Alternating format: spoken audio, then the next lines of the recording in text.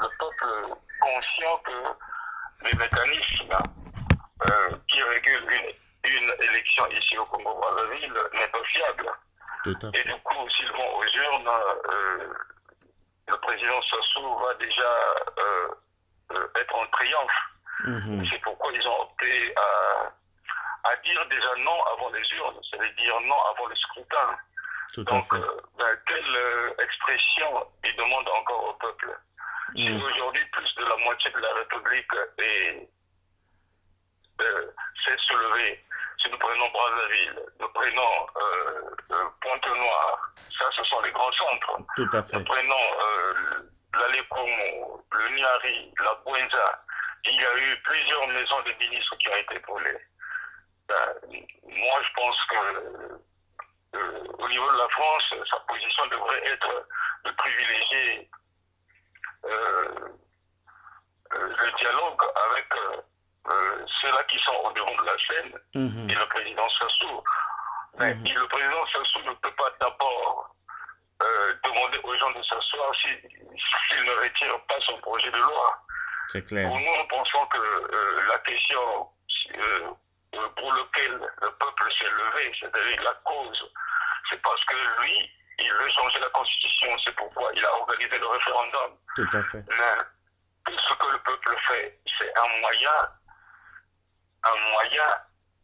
expressif. Tout à fait. Donc, nous interpellons le président François Hollande, effectivement, de mettre de l'eau dans le vin et de savoir que c'est pas ce que le pouvoir est en train de dire qui est réel. Mhm. Par exemple, le nombre de victimes, il y a plus de 20 personnes mortes déjà. Si nous commençons, par exemple, à Pointe-Noire, le premier jour du meeting, il y avait eu 2. Le lendemain, il y avait 3, Mhm. puisque 3 avec une fille qui avait reçu une balle perdue, une fille de 12 ans.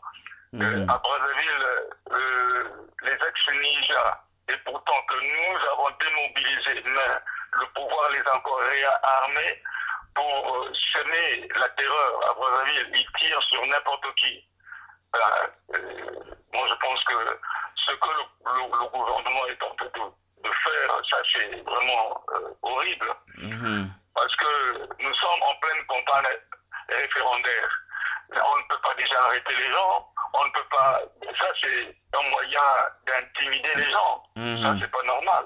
Tout à fait. Donc, si dialogue il peut y avoir, il faudrait que le président Sassou, d'abord, retire son projet de loi. Mhm. Oui. Qu'il retire le projet de référendum. Voilà.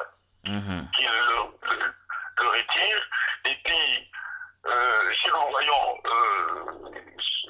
ce projet de constitution, il a été rédigé par une seule partie, Mhm. alors qu'à l'heure actuelle, il faudrait qu'il y ait un consensus, c'est-à-dire il faudrait que tout le monde participe à la rédaction de ce que nous voyons là-bas, mais ça c'est vraiment plus que de la tyrannie. Tout à fait. Et puis de la dictature, ça ce n'est pas une constitution. Ça, ce n'est pas une constitution. Ah oui.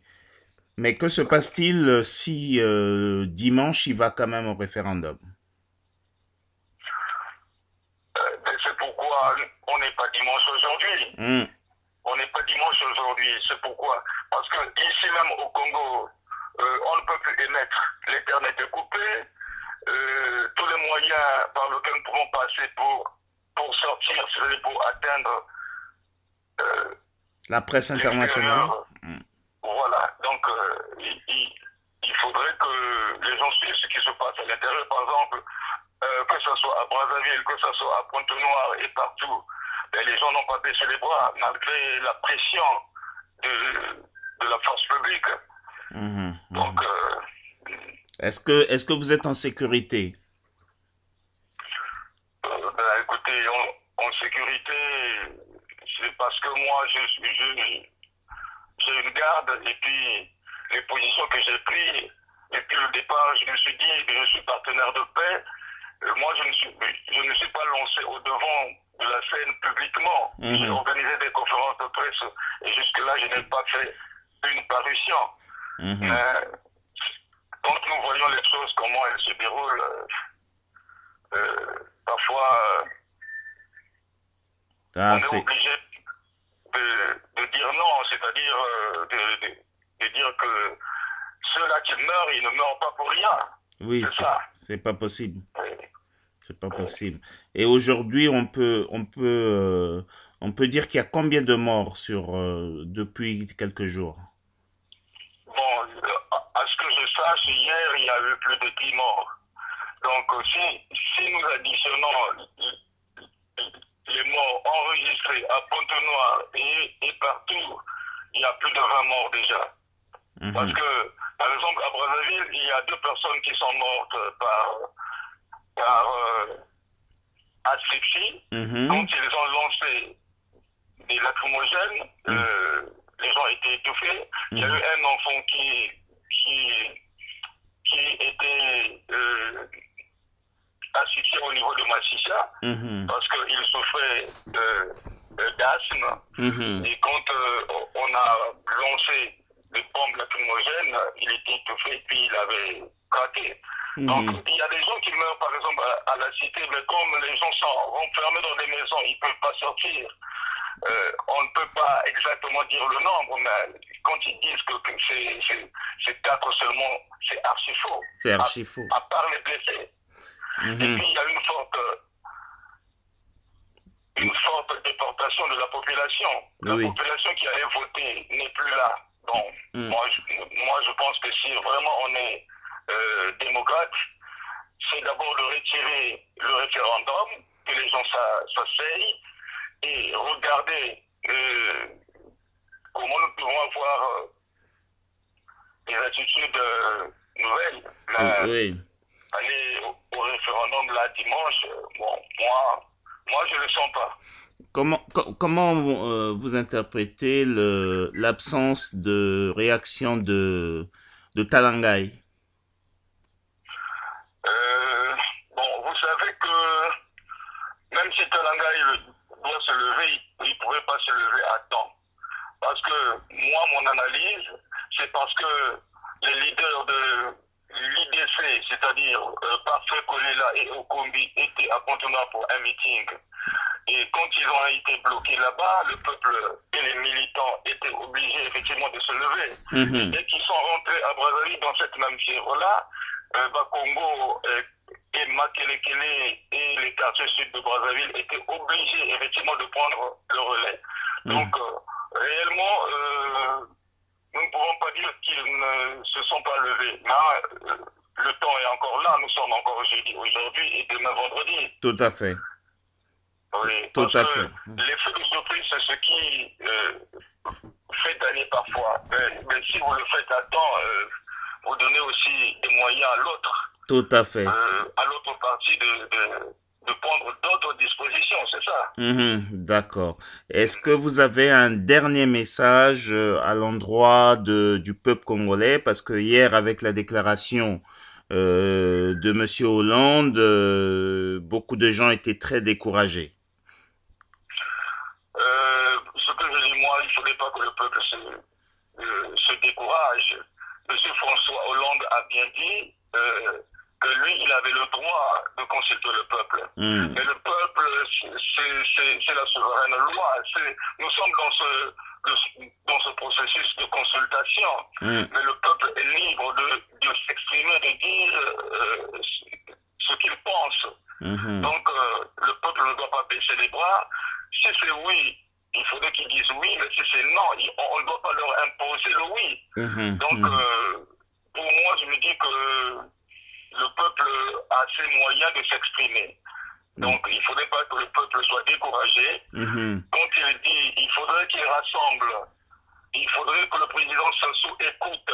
Et effectivement, nous aussi, nous demandons au président Sassou d'écouter déjà le peuple. Ce que le peuple dit, c'est ce qui se fait par des actions.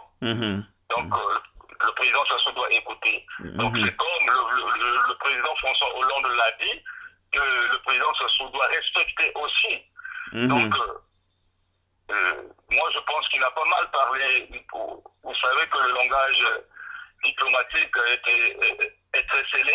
Il ne Oui, faudrait pas que les Congolais qui ne sont pas matures pensent que le président François Hollande aurait mal parlé. Non, tout à lui, fait. il n'allait pas mettre de l'huile dans le feu. Mhm, Mais il faudrait que les Congolais eux-mêmes se déterminent pour dire que non, si mhm, c'est non, pour dire oui s'ils vont accepter. mhm, Mais ce que nous avons déjà vu, parce que moi je suis un leader d'opinion, quand je fais la lecture, mhm.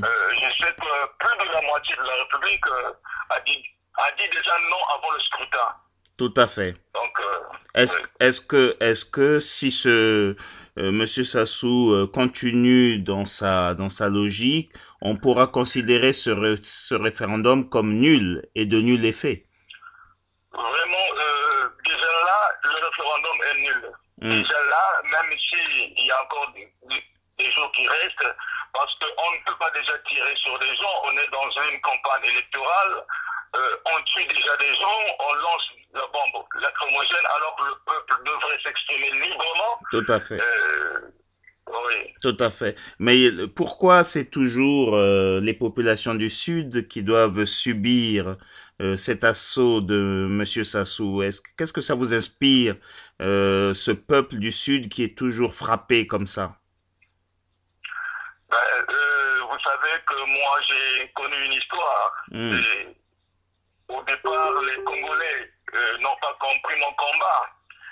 Et là, je pense qu'ils sont en train de me donner raison. hmm, Donc, pour moi, je pense que c'est parce que le président Sassou ne veut pas partager le pouvoir avec ceux-là qui sont de l'autre bord. mhm. Même s'il y a des hommes de poule qui sont au gouvernement, mais ceux-là du pôle sont avec M. Sassou. Tout à fait. Donc, il faudrait qu'il soit au-dessus de la mêlée, il faudrait qu'il prenne tout le monde en compte. Si réellement il était au-dessus de la mêlée, je pense qu'il n'allait pas faire ces pratiques-là. Tout à Donc, fait. Tout à fait. oui. Et Donc, comment expliquer que des enfants du Sud, notamment les anciens ninjas, tirent sur leurs propres frères à Bakongo? Comment on peut expliquer ça? ben, écoutez, quand on se réclame état de droit, réellement, ce sont les grands magistrats qui doivent être exemplaires. Hmm, Nous étions dans un processus de paix. Ils ont démobilisé le CNR, c'est-à-dire les ex-ninjas.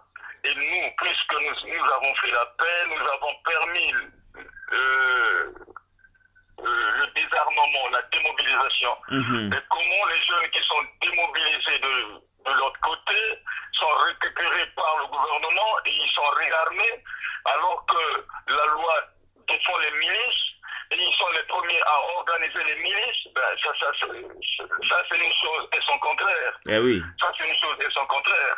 Mais Donc, Monsieur Sassou se fait passer pour l'homme de la paix.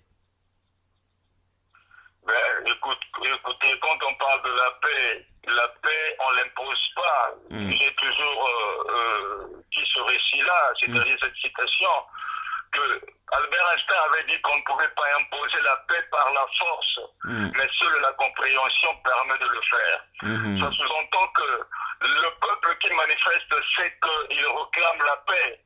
Mhm. La paix, c'est pas seulement parce qu'il n'y a plus des armes qui étaient en train de crépiter.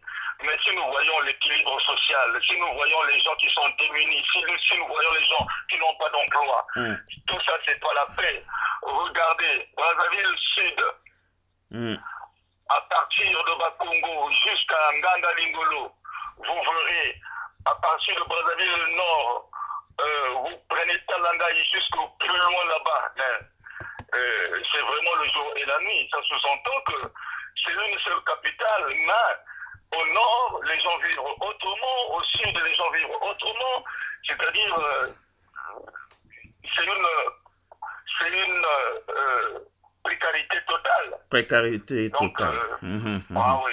Ah, c'est... Dans des hôpitaux, il n'y a pas de médicaments, vous pouvez manquer 2000, mais vous perdez un enfant parce qu'il vous manque 2000. Mhm, Ben, ça, c'est horrible. mhm, mhm, mhm. Alors, par rapport aux blessés, est-ce que vous avez l'intention d'aider les victimes? Parce que beaucoup des nôtres sont aujourd'hui à l'hôpital. Comment vous vous organisez là-bas, au moins pour les soigner? Est-ce qu'il y a un plan Euh, d'action? bon, vous savez que dans la période que nous avons traversée, on n'avait pas la possibilité d'aller même dans des hôpitaux. Mhm, Et je vous dis qu'il y a eu des gens qui sont morts, mais les gens étaient obligés de garder les corps chez eux. mhm, Parce que, oui, parce qu'il n'y avait pas de circulation. On ne pouvait pas, donc la répression était tellement dure que les gens ne pouvaient pas prendre ce risque-là. Mais mhm, écoutez, quand il y a une situation, il y a quand même des structures mhm, telles que la Croix-Rouge, ou bien soit la Croix-Rouge internationale qui devrait aller sur le terrain. mhm, Mais mhm. il y a l'absence de toutes ces, De toutes ces structures. voilà, D'accord. ces organes-là. Donc, on est dans cette difficulté. Il faudrait que les structures descendent pour effectivement constater et puis pour faire aussi des enquêtes réelles. Oui. Sinon, c'est pas ce que le gouvernement dit que les gens doivent prendre. Tout à fait, tout à fait. En tout cas, Monsieur le ministre, je ne peux que vous souhaiter bon courage et vraiment vous dire merci. N'hésitez pas à nous recontacter pour nous donner l'état de la situation sur place. Il est sûr qu'aujourd'hui, avec tous les événements qui se passent, la tenue d'un référendum dimanche serait vraiment quelque chose de très très grave pour le Congo-Brazzaville. Ah oui, oui. Merci beaucoup, Monsieur le ministre, et à très bientôt.